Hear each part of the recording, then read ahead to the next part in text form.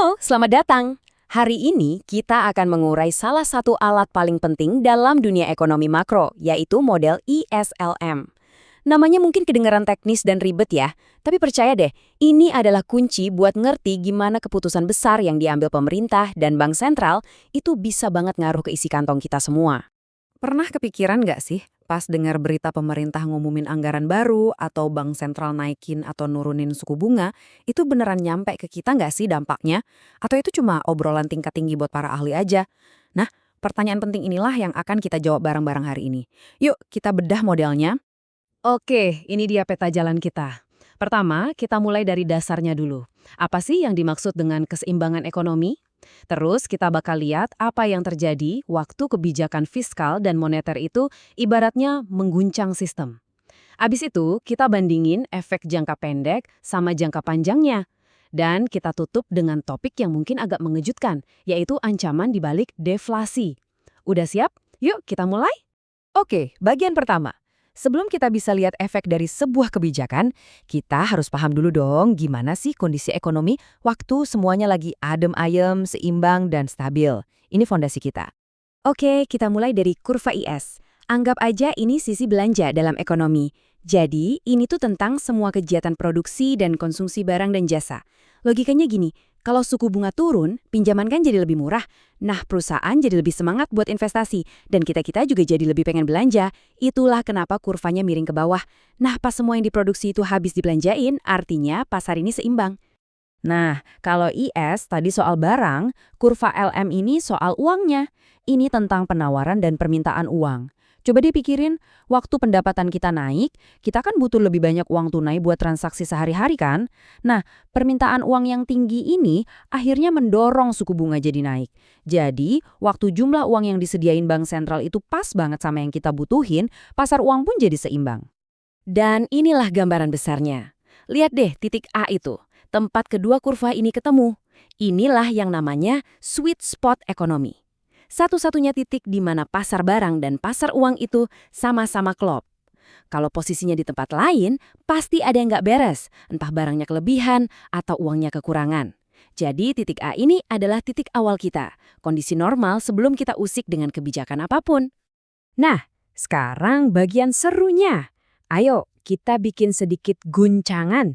Apa sih yang terjadi kalau pemerintah tiba-tiba mengubah kebijakannya? Kita bakal telusuri efek berantainya satu persatu. Coba bayangin, pemerintah mutusin buat jor-joran bangun jalan tol baru, jembatan, atau sekolah. Nah, ini namanya kebijakan fiskal ekspansif. Intinya, pemerintah menyuntikkan lebih banyak uang ke ekonomi lewat belanja mereka. Nah, yang terjadi di grafik ini menarik banget. Karena pemerintah belanjanya makin banyak, permintaan terhadap barang dan jasa secara keseluruhan jadi meningkat kan? Inilah yang bikin kurva IS geser ke kanan. Ekonomi kita pun pindah dari titik A ke titik keseimbangan baru dalam jangka pendek, yaitu titik B. Jadi, apa artinya pindah ke titik B ini? Di satu sisi kelihatannya bagus, pendapatan nasional kita si Y naik, konsumsi masyarakat C juga ikut naik. Tapi, selalu ada tapinya. Suku bunga atau R juga ikut naik. Nah, ini bikin pinjaman buat investasi jadi lebih mahal. Alhasil investasi dari swasta atau I malah jadi turun. Inilah yang disebut crowding out, di mana belanja pemerintah mulai mendesak keluar investasi swasta. Tapi ceritanya belum selesai di situ. Bayangin ya, ekonomi lagi panas-panasnya nih. Lebih banyak uang ngejar jumlah barang yang sama. Apa yang terjadi? Ya jelas, harga-harga CP lama-lama bakal naik. Nah, pas harga naik, nilai uang kita jadi turun. Daya belinya melemah. Inilah yang bikin kurva LM geser ke atas. Ekonomi kita bergerak lagi. Kali ini dari B ke titik C. Titik keseimbangan jangka panjang yang baru. Dan di titik C inilah kita lihat hasil akhirnya. Ternyata pendapatan nasional kita balik lagi ke level semula. Yang tersisa cuma harga dan suku bunga yang lebih tinggi selamanya. Dan ini poin paling pentingnya, investasi swasta jadi lebih rendah secara permanen. Artinya apa? Suntikan dana dari pemerintah tadi dalam jangka panjang cuma berhasil mendesak keluar investasi swasta yang sebetulnya penting buat pertumbuhan ekonomi. Oke, kita udah lihat jurusnya pemerintah. Sekarang gimana kalau bank sentral yang turun tangan? Ini adalah jenis guncangan yang kedua. Skenario berikutnya, bank sentral katakanlah mencetak lebih banyak uang atau membeli surat berharga. yang intinya bikin jumlah uang yang beredar di masyarakat jadi makin banyak. Ini yang namanya kebijakan moneter ekspansif. Logikanya sederhana. Waktu uang makin banyak beredar, harga dari uang itu, yaitu suku bunga, otomatis bakal turun. Ini kayak hukum penawaran dan permintaan biasa. Karena uang jadi lebih murah dan banyak, kurva LM jadi bergeser ke bawah. Ekonomi kita pun bergerak ke keseimbangan jangka pendek yang baru di titik B. Nah, di titik B ini, dampaknya kelihatannya positif banget. Suku bunga turun, bikin perusahaan jadi semangat buat investasi. Pendapatan nasional juga naik, yang akhirnya bikin kita semua jadi lebih banyak konsumsi. Kelihatannya semua tumbuh bareng, pestanya dimulai. Tapi, ya, sama seperti sebelumnya. Pesta ini nggak berlangsung selamanya. Aktivitas ekonomi yang menggeliat ini akhirnya bikin harga-harga jadi naik. Nah, kenaikan harga ini pelan-pelan memakan keuntungan dari tambahan uang tadi.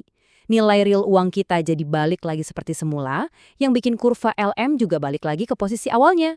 Ekonomi pun kembali ke titik C. Nah, ini dia poin krusialnya. Dalam jangka panjang, semua suntikan uang dari bank sentral itu ternyata nggak ngubah apa-apa di sektor real. Pendapatan, suku bunga, investasi, semuanya balik ke titik awal. Satu-satunya dampak permanen adalah semua harga jadi lebih tinggi. Ini konsep penting banget dalam ekonomi, namanya netralitas moneter. Jangka panjangnya uang itu cuma ngaruh ke harga, bukan ke produksi real. Oke, kita udah bahas 2 skenario tadi. Sekarang, biar makin nempel di kepala, ayo kita jejarin keduanya dalam satu tabel, biar perbedaannya kelihatan jelas banget. Coba kita lihat tabel ini bareng-bareng. Ini intisarinya. Jangka pendeknya, dua-duanya kelihatan manjur kan? Sama-sama bisa naikin pendapatan. Tapi, lihat deh jangka panjangnya. Beda banget. Kebijakan fiskal itu ninggalin bekas luka permanen. Suku bunga jadi lebih tinggi selamanya, dan investasi swasta jadi lebih rendah. Ini bisa bahaya buat pertumbuhan di masa depan. Sementara kebijakan moneter, ujung-ujungnya cuma naikin harga aja. Semua variabel realnya balik lagi ke awal. Nah, ini perbedaan yang fundamental banget. Dari tadi kita ngomongin harga yang naik atau inflasi. Tapi gimana kalau kebalikannya? Deflasi atau harga-harga yang terus turun. Nah, ini topik terakhir kita. Sebuah tantangan yang seringkali melawan intuisi kita. Kalau dipikir-pikir, harga turun kan enak ya. Baju lebih murah, makanan lebih murah, gadget lebih murah. Siapa sih yang nggak suka? Tapi ternyata dalam skala ekonomi sebuah negara, ceritanya bisa jauh lebih rumit, bahkan berbahaya. Nah, di sini ada dua kubu pemikiran yang saling berlawanan.